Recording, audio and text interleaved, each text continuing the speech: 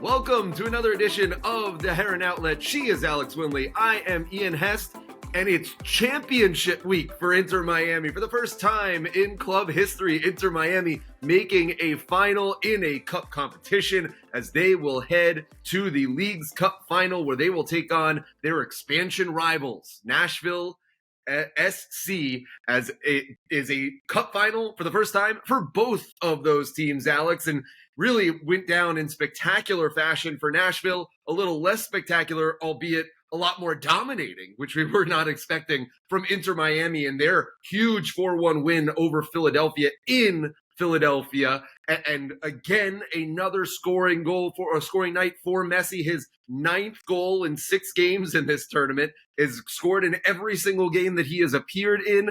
And that's where we start, Alex, with another outstanding performance from the man, from not the myth, but the actual living, breathing Inter Miami legend, Lionel Messi. Unbelievable performance yet again, scoring again when really it didn't look like he was having necessarily his best night. Philadelphia had focused on shutting down him and Sergio Busquets for a lot of the night, and it wasn't until the 4th goal late in the game when he finally gets on the scoring sheet. But like you always say, Messi is inevitable, and yet again, here we are with the inevitability of the GOAT. Yeah, and I was surprised that game was so lopsided. I fully expected the Union to come out there and play their typical game, but they didn't. They gave Miami too much respect, honestly. And Jim Curtin even said it after the match that maybe they were too timid and too passive in that first half, and it showed with the starting 11 they came out. They rolled out with Chris Donovan as a central forward, basically playing with 3 central midfielders, a back 3 featuring ex-Inter Miami player Damian Lowe, who had a shocking first half, honestly. But what more can you do against Messi, Joseph Martinez, Robert Taylor? That front line has been clicking as of late. So yeah, but then in the second half we saw the Union made some changes. They brought in Michael Uwe and a couple other players, Alejandro Bedoya, who came on and scored that goal, and they were pressuring Miami, but by that time, Miami, they were already up by 3 goals, and it was understandable. Maybe they were a little bit lackadaisical with everything because they didn't really have to push much. They were up by 3. The Union ended up getting that goal back, but it was David Ruiz at the 85th minute who ended up sealing the game for Miami, which is fitting. David Ruiz, a homegrown player, playing next to Messi and his other fellow homegrowns and Ben Hakamashki and Noah Allen. It's fitting for Ruiz to end the game that way. So, yeah, it was probably, I wouldn't say it was a comfortable game, but in regards to pressure, I think FC Dallas was the only one to really take it to Miami. And, now Miami get to reap the rewards now with their first final in club history. And, I mixed up my Messi goals in that intro there, right? The late one coming against Charlotte, this one coming in that long distance shot beating Andre Blake. So I should have said later in the first half that Messi was inevitable, not later in the match. But let's go through that first half because that was really where Inter Miami was dominant. The first goal right off the bat to get Joseph Martinez going, a beautiful pinpoint pass from Sergei Kristov, who just knifed it right through the midfield. The types of passes that you and I, Alex, have been calling on Inter Miami to be able to make for years, right? It's seemingly when the old iteration of this team, it would go wide to the outside for low percentage crosses. You would never see attacking runs like that. You would never see through balls like that. Inter Miami is is near the bottom in all of MLS in terms of through balls played this year, in terms of passes into the attacking third this year. That's really been where they've been lacking on offense. And Sergei Kristov just showed you with one pass what this is able to look like. Straight through, caught the defense, caught Damian Lowe, like you'd mentioned, right off guard, and Joseph Martinez just 3 minutes into the game, putting Inter Miami on top. First off, that's fantastic for Joseph Martinez, who, although he has scored twice from the penalty spot in this tournament, hasn't really gotten going in his own offensive game alongside Messi yet, even though he seems to be the favorite striker over Leo Campana right now. The other goal, the second goal that I just mentioned, almost was exactly the same pass from Sergei Kristov, right through the midfield, right attacking to Joseph Martinez, who really got crunched by Damian Lowe. Damian Lowe earned himself a yellow for the tackle. But instead of it going to the right, Joseph just turned to the inside this time, finds a streaking Messi. And again, you pointed this out in your breakdown that Messi continually finds these defenders retreating way too much and just giving him too much space. So he says, if you're going to give me the space, I'm going to take it. Rifles it past Andre Blake to go up 2-0. Just two really great goals. If you're an Inter Miami fan that's been here, from the beginning of this season or into last season or since day one, those are the types of passes that we've never seen players making, and an offense that we've really been begging for Inter Miami in the past couple of years.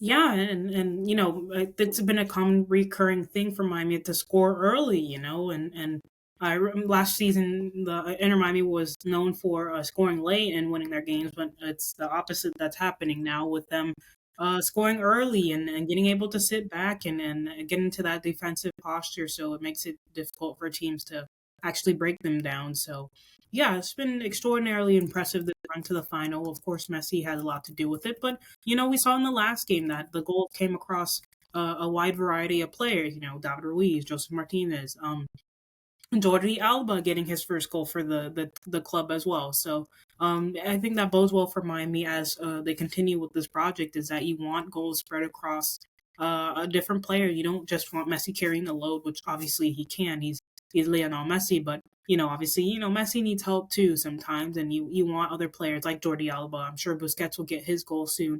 The young homegrowns coming in, even the guys who aren't starting right now, Leo Campana. You saw him against Charlotte come off the bench and get an assist, and as Miami continue to fight for silverware, they're going to need their entire 30-man roster to contribute. Like I said earlier, Messi can absolutely do it by himself, but you want Miami to other goal scorers to score, so they can elevate Messi to do what he does best. So very impressive to see. I'm curious to see if they're able to score early against a very difficult, very defensive Nashville side, but I'm sure Tata Martino and of course Messi will have something up their sleeves. Let's get into the game a little later in the show. We'll focus still on this win for now. And an interesting tactical thing that I found that Jim Curtin did, which really took their best player out of the game, was assigning Daniel Gazdag to Sergio Busquets, which I think should highlight how much Busquets means for what Miami is doing offensively right now. The fact that you're literally taking your best player and not putting him man-marking Messi. You're putting him man-marking Busquets because you can't allow him to quarterback the offense like that. And so that decision, I mean, we had talked about this before, and I had talked about this with Jonathan Tannenwald of the Philadelphia Inquirer, that the Philadelphia could not afford an early goal against Miami. Miami has thrived scoring in the first 15 minutes. We've seen it time and time again during this tournament. And the longer Philadelphia could hold on to a 0-0, the better it was going to be in terms of them trying to play their game. And really, that all blew up the second that Kristoff makes that pass to Martinez. He's able to make that pass because Gazdag's on Busquets. So Busquets draws the midfield away, and that leaves a gaping hole for that pass to be able to go through. Just that decision alone, I thought, was a big mistake on Curtin's part, which you don't see. He's one of the best coaches in MLS. I believe he's rating coach of the year.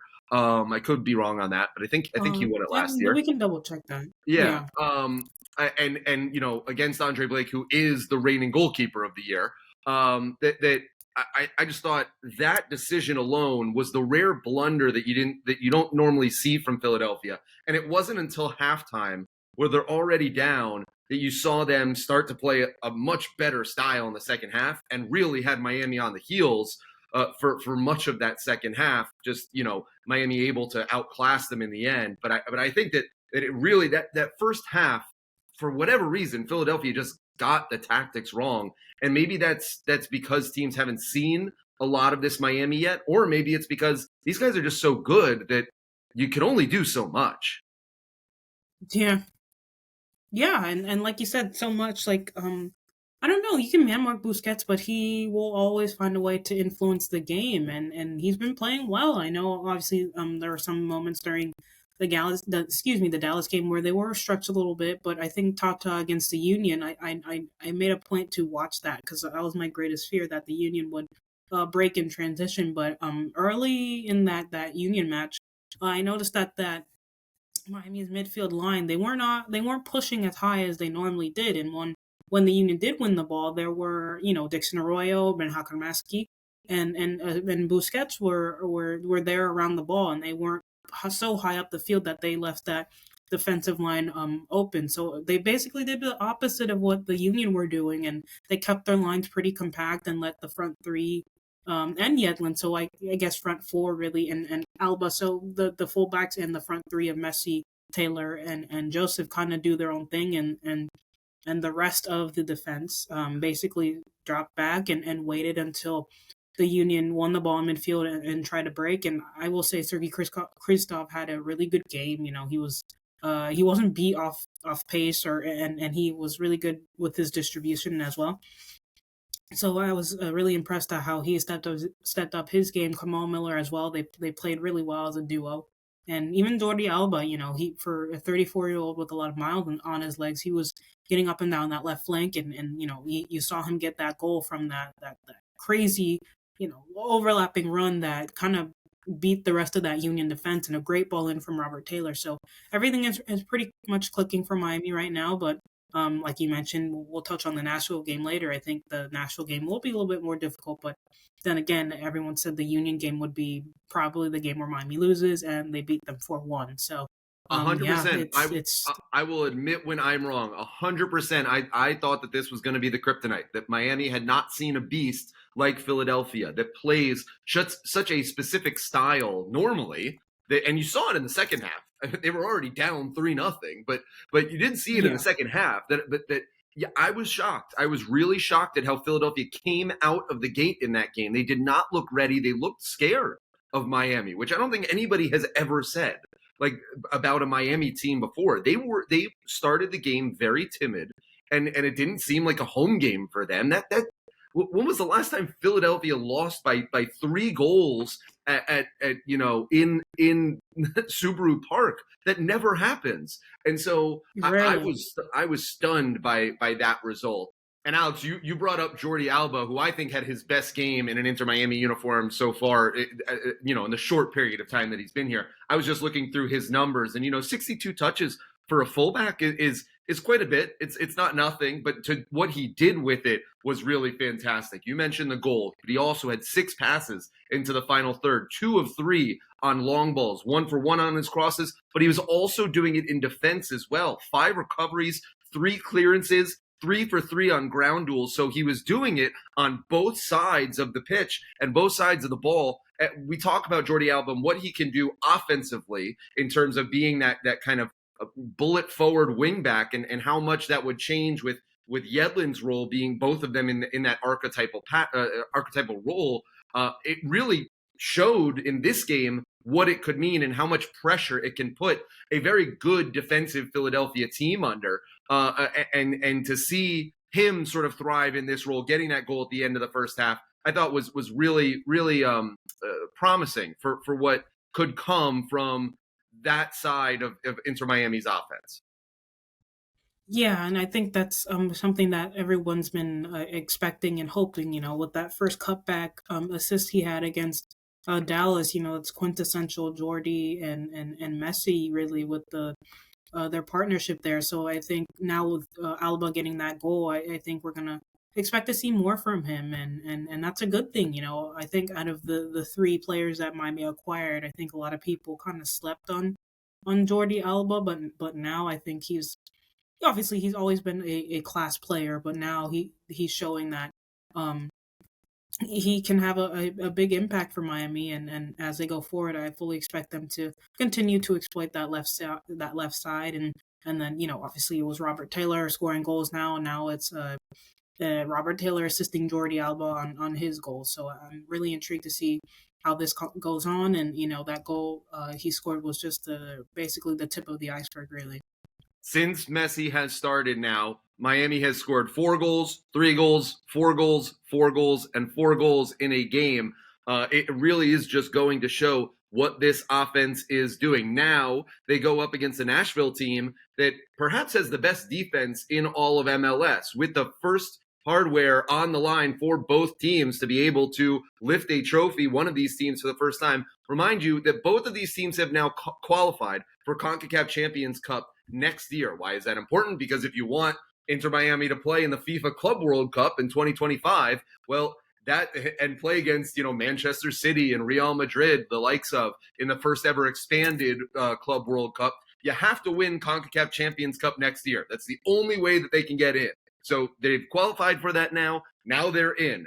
The reason this game now matters, besides for lifting a trophy, winning your first ever tournament, is the winner of this tournament automatically gets into the round of 16 in next year's CONCACAF Champions Cup. There's 27 teams that will start in the tournament, and the bottom 22, right? So 5 will automatically go into the round of 16. The bottom 22 will have to play a home and away tie to see who gets into that final 16. So this win, if you win this game, you basically earn that bye into the final 16 beyond just winning your first ever trophy. So let's talk about Nashville and their defense. Walker Zimmerman, we've all heard, in this league for a very long time, has been one of the best defenders. He leads the charge of a very stalwart team that's not going to push forward very often. They are going to be happy the longer this stays 0-0, the better. And they're going to be very physical. They're not going to be afraid to take fouls. We saw Jose Martinez get into it with Messi in the end there in the Philadelphia game. Nashville's got like 3 or 4 of those guys. So this will be a physical game. This will be a very organized game from Nashville's perspective. And Miami's going to have to try and get creative in how to break down a very solid defense and a team that is hitting their stride, just beating perhaps heading into this tournament one of the favorites in Monterrey, and coming off that, beating one of the other favorites from Liga MX, Club America, and beating the team that currently is in the Supporter Shield number 1 spot in MLS this year, FC Cincinnati. They've taken down 3 major teams so far in this tournament. Messi's the final one for them to sort of slay in terms of all these beasts that they've been taking down. And that's their goal. They've found a recipe for success to make it this far, and Messi's going to be the final boss at the end of the game for them. Yeah, and I'm intrigued to see, it's basically a clashing of forces. You have, a really good offense and an attack in Inter Miami, and, now you have Nashville SC, who barely give up any goals. So, it'll be a clash of footballing philosophies, and I'm intrigued to see how it goes on. Obviously Miami have not scored. I think they're the best attack in Leagues Cup so far, scoring all these goals. In Nashville, they rarely give up anything. So I'm, who's gonna break first, really? And Miami have not scored in this Leagues Cup. So I think this is probably a game where we're gonna see if defense can literally win championships. So I think it's a fitting final. Both expansion teams from the 2020 season, both looking for their first piece of silverware, and a lot of I wouldn't say animosity between the two fan bases, but a lot of Nashville fans are I don't want to say resentful, but they're they came into the league and no one really. Well, sure, maybe resentful because when they came into the league with Miami got a lot of the headlines, and Nashville was kind of just tossed aside, which was kind of unfair for them. But now they've been the better and more successful franchise than Inter right now, and now they've got a chance to really show it in the final. Kind of 2 different philosophies. So I'm intrigued to see how this goes on, and it'll definitely be a good game. Nashville and Miami, of course, entering MLS in the same year for both of them starting play in 2020. That obviously being a very, very bizarre year for everybody. But that season did end with an expanded playoffs where 10 teams were into the playoffs in that MLS season, which allowed Miami to sneak in as a 10 seed in the playoff round, where they actually, in their first ever for both teams, their playoff game was against Nashville, who was the 7 seed in that play-in game. A 3-0 thrubbing that Nashville really put on Miami in that game. And that sort of goes to what you've been saying, what you were saying earlier about that resentment, that Nashville did come in at the same time. Miami was the sexier pick and got a lot of the attention, but Nashville has been probably more successful than Miami in these teams' short history. And this Nashville team right now is flying high. They've only allowed one goal from the run of play in their past 389 minutes, more than 4 games, with only one goal allowed from the run of play. They have allowed a couple penalties in that time as well. But that just goes to show how dominant this defense has been. But they also can do it on the offensive side. You saw an absolute thrashing of Minnesota in the quarterfinals, 5-0 that they took to the Loons. And it's led in their attack by Haney Mukhtar, the reigning MLS MVP, who has been one of the most, if not the most dominant players in MLS since really Nashville and Miami have been in MLS and in this league. Let's discuss his play, because he is someone that I think Miami's going to have to know at all times where he is on the field. He can create something out of absolutely nothing. And really, even if the run of play looks like it's going one-way traffic for Miami, Haney Mukhtar within a second can flip that, and you're like, what? How are we now down? He's just that type of player that can really change a game, and Miami's going to have to be on the lookout for it. Yep, and that's the biggest fear. Miami loves to set up their their attack in opponent's final third and kind of have prolonged periods of possession. But that is a big.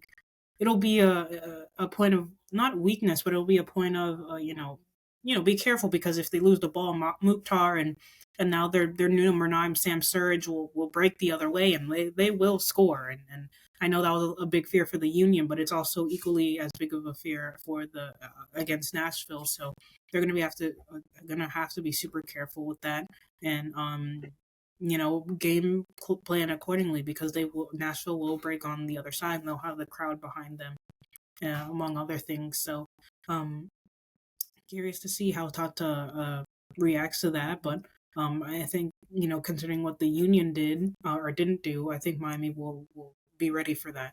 Whether it's Surge, whether it's Teal Bunbury up top, it really is just what Nashville basically does is they're just going to park 7-8 behind the ball and then try and get it to Mukhtar, and then maybe 3-4 guys will go forward, maybe an Alex Mule will go forward.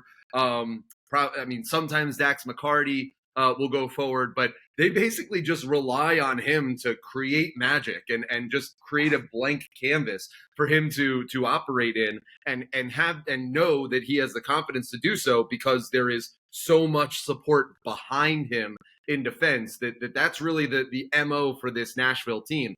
I wonder how, from your perspective, if we're playing that game of if you're Tata, how you're going to want to break that down, because there are several ways to go here. You can play similar to what they did with Charlotte, which is, just playing with your food, basically, where you just controlled 70% of the possession, passed it around the back, and just, begged Charlotte to come out of their shell at any point and just said, we're fine sitting here playing in the back, like, the seesaw for the whole game, which, probably was the most boring 4-0 game I've ever seen in my life, because it was just all being played between Kamal Miller and Sergei Kristov. They were just fine sitting back there. So I think that's one way to do it. The other way to do it would be a Philadelphia style, which is to say, no, we're going to come out and because we have confidence in our defensive shaping, we're going to attack at you. We're going to run at you. We're not going to give you time on the ball.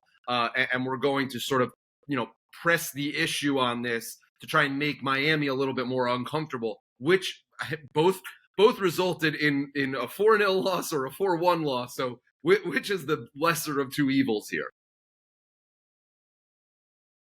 Yeah, I think, I don't know. I feel that, Tata is a coach that wants to keep possession. So I think that's what they're going to try to do against Nashville. And like I said earlier, the threat is always Nashville going the other way. But I think against the Union, Miami were able to kind of stymie a lot of that and be careful with that. So I think they're going to take a similar approach. But yeah, the atmosphere is going to be crazy, but I think there will be a lot of Messi and Inter Miami fans in Giotto's Park in Nashville. So hopefully that leads to helps them a little bit there. So I don't know. It's hard to predict. It's hard to say, but Nashville will definitely put up a fight. They definitely will put up a fight. If you've seen their post game their post game comments and the fans, they really want this, and so do Miami. So yeah, it's just a clash of two philosophies, and I'm really intrigued to see it get started. And the game will be played at Geodis Park, not where the Tennessee Titans play in Nissan Stadium in Nashville. That game staying at the home of Nashville SC. Tickets for that game, I mean, shocking, right? An arm and a leg to get into that game, going north of $700 just to get in for the game. Definitely Messi mania heading to the Music City will be an interesting watch. But this has to be an absolute dream in terms of what CONCACAF and the League's Cup would have wanted from this tournament. I know that a lot of us were, well, I guess not in Miami so much because this was the anticipated introduction of Messi, Busquets, Alba, etc. So the excitement was there. But throughout the league, I think that looking at this tournament, it was seen as kind of a cash grab, and maybe it is. CONCACAF does a lot of these tournaments where they charge exorbitant pricing for games. I mean, i.e., the Gold Cup, where if you went to any of the games that were in Drive Pink, you can tell that, a game that was against, two very small countries that probably won't draw a crowd is still going for $50 plus. CONCACAF tends to do these cash grabs, and we've all kind of been used to it by now for those of us who are in the region and deal with them often. So I think that people were skeptical of this tournament when it began. That being said, this has got to be considered a raging success, at least from the MLS perspective, where they absolutely dominated Liga MX and really showed the class of this league, not just with Messi doing Messi things, but also with, I don't know how many of you have gotten to see the other games that are on Apple TV, but Nashville's played very well. Philadelphia played very well. LAFC, other than that second half collapse against Monterrey, performed extremely well in the tournament. It was really a wonderful showcase of MLS on a global stage, I'd say, because now a lot more people are watching. And I think that this has to be considered all in all as we look at a final of a tournament that I enjoyed, at least personally. I hope returns. There's some salty feelings from the Mexican teams in terms of how it went for them. I think, it's more common to complain if you're losing than it is to complain about these things if you were winning. But we'll see if this tournament continues. I hope that it would. And just your thoughts on how this tournament went and what you think of this Leagues Cup, the format, and now as we're here in the final, your just overall impressions of the tournament. Yeah, initially I thought it was going to be like a cash grab thing, but no, it's been competitive and fun to watch, and yeah, now it gives two teams a chance at silverware for the first time, and yeah, it's been great, and it shows that unless teams can compete with Liga MX, I will say that the next edition of this tournament, I would like to see some games in Mexico to make it a little bit more fair. So um, yeah, it's been a fun tournament so far, and I recant my statement about it being a kind of a cash grab. But it's been fun and a cool way to showcase the league and show the world that MLS isn't bad, and there's quality teams and quality players and literally Messi playing in the league. So yeah, we'll culminate on Saturday, and let's see how that develops. Yeah, I mean, I still think you can call it a cash grab. It can still be that, especially with what we're seeing the prices go for the final. But I definitely think that it was a lot more intriguing than people expected, and hopefully it returns. Miami will have yet another semifinal, their second in as many weeks, when they take on Cincinnati in the U.S. Open Cup semifinal coming up on Wednesday. So I mean, these tournaments now, it's so interesting. Miami has not been in a final before. On Saturday, they'll play in their first, and they could qualify for another on Wednesday. That's just how much things have changed around here. And, you get the feeling in Miami, at least, that this, this is a bit of a dream start, that this could not have gone any better. You talk about the adversity that this franchise, this club has been in throughout its history, having failed designated players, gone under the sanctions, different managers, and now finally hitting their stride. What impression have you gotten from just, I know that you've been here since day one. I've been here since day one. And a lot of the people who have we're going to get the chance to speak with Messi for the first time later this afternoon. And I want to get your thoughts on that. But just the spectacle of it has, I don't want to say died down a little from when it first started, but the OGs are still here, and the people that are coming on board are now on board as well. And I feel like it's sort of calming down of the circus at least a little, and yet it's becoming more enjoyable of like, wow, this really is happening. These like landmarks are going, and the growing pains of the beginning, at least from an operation standpoint. I know the fans were upset with the last ticketing situation, or media credentialing, or some of the growing pains that had to go through. Those seem to be getting better now, and everybody seems to be learning this. I just found these past couple of rounds to be a lot more enjoyable in terms of what this feeling is like, what this moment is like for Miami, for this club, for these fans, for everybody working for this team. Yeah, and they really deserve it. My Inter Miami fans, they've been through a lot since the beginning. I think there was a point where during David Beckham's search for a stadium that the bid wasn't even going to go on if they didn't find other investors, and then the Moss brothers came in, and it got started quickly from there. So, um, yeah, I just hope that Miami fans can just enjoy it. For your first final in club history. So, big occasion against a rival, a rival, I guess. And yeah, I'd say it first is chance one at now. silverware. So. I'd say it is one now. You played your first playoff game against them. You're playing your first final against them. Those are two of the biggest, beacons here, landmarks here in the franchise's history. They're against the same team, and you started against that same team in the beginning. So you can put the history of Miami and the history of Nashville side by side, and I think that that's really what makes this the most interesting. Throw in the addition of Messi versus the reigning MVP and Hani Mukhtar. Throw in the addition of the Yeah, best offense in this tournament against the best defense that we've seen in this tournament. And this will really be a special one. As we get our final thoughts, as we head into just what we think that this Leagues Cup final is going to look like, 9 p.m. Saturday night on Apple TV. If those traveling fans are going to be there, Miami did get an allocation, maybe a little bit smaller than some fans had hoped for, but La Familia is traveling. They will be there, hopefully loud and proud.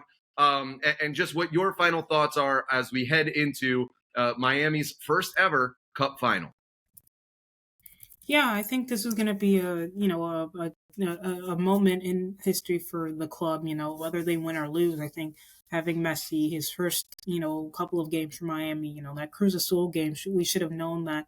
That last minute free kick winner, that's how the tournament was going to end for the team, them reaching the finals. So, yeah, it's just been enjoyable every step of the way. And it showed the league that, yeah, Miami are a legitimate team, and they should be feared, honestly. They've got the firepower, and even next season when the sanctions are done, they'll still have some wiggle room to add to the roster and continue to get better. So, yeah, I think Saturday could be the start of sort of a dominating period for the club.